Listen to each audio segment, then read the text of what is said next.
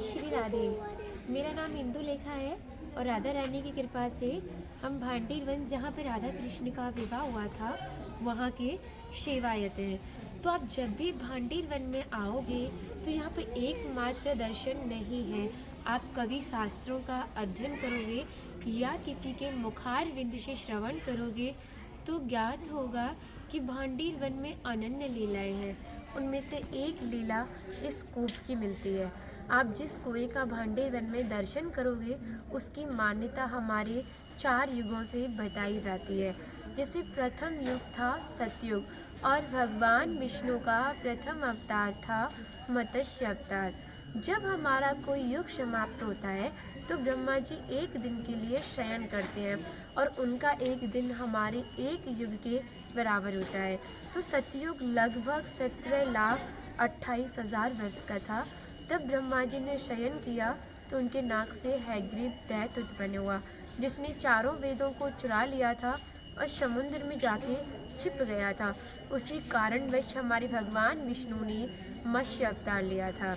जो सत्यव्रत नामक राजा थे, जिनका बाद में नाम मनु पड़ा था, वो काफ़ी घोर तपस्या कर रहे थे कि मुझे भगवान विष्णु के दिव्य रूप के दर्शन हो। तो वो किसी सरोवर में स्नान करने के लिए गए तो उनके हाथ में मछली आ गई और मछली कहने लगी, राजन मेरी रक्षा करो, बड़ी बड़ी मछलियाँ मुझे निकल जाएंगी। तो राजन ने अभिमानवश कहा कि देवी चिंता ना करें, घर में इतने बड़े पात्र हैं कि आप निस्संदेह अच्छे से रह सकती हैं। तो उनके सारे पात्र छोटे पड़ गए थे, तो कुछ क्षण के लिए इस कूप में रखा तो इसका नाम मत्स्य कूप पड़ा। आगे लीला बहुत लंबी है।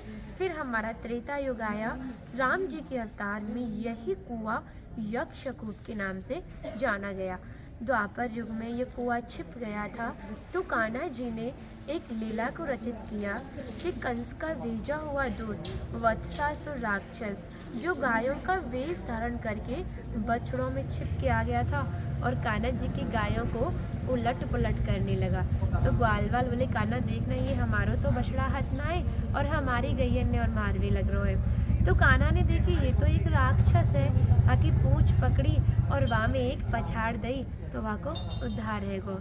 अब तो ग्वालवाल बोले, कान्हा तेने तो गौ हत्या करी है, आज से ना तो तू हमारे संग खेलेगो न खावेगो पीवेगो, क्योंकि तू तो एक गौ हत्यारो है। तो कान्हा बोला कि मैंने कौन सी गौ हत्या करी है, मैंने तो एक राक्षस का ही वध किया है।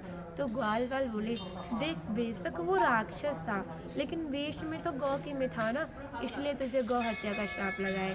तो कान्हा बोला, भैया इसकी शुद्धिकरण करने के लिए मुझे क्या करना होगा?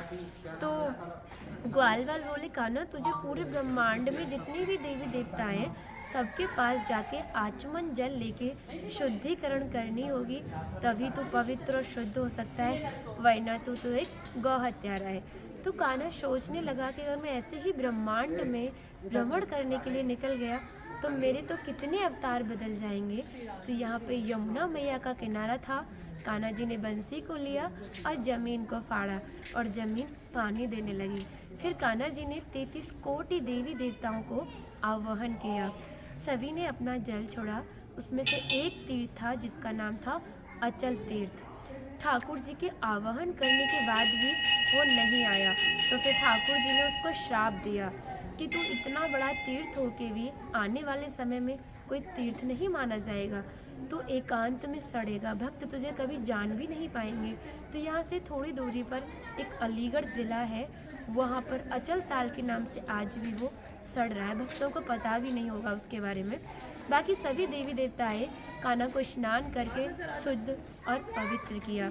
यहाँ से कैसी मान्यता शुरू हुई कि जिन माता बहनों पर बच्चे नहीं होते या जिनके गर्भ खंडित हो जाते हैं या जिन पे सिर्फ बेटियां हैं, वो माता बहनें सोमवार की जो अमावस्या होती है उसको सौमती अमावस्या बोलते हैं।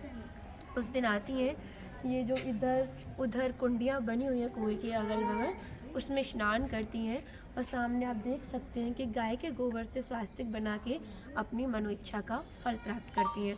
उस दिन जो कुएं का जल है वो दूध में बदल जाता है, क्योंकि जो हमारे भगवान विष्णु हैं वो क्षीर सागर में निवास करते हैं, तो उस दिन उनका भी आवाहन होता है।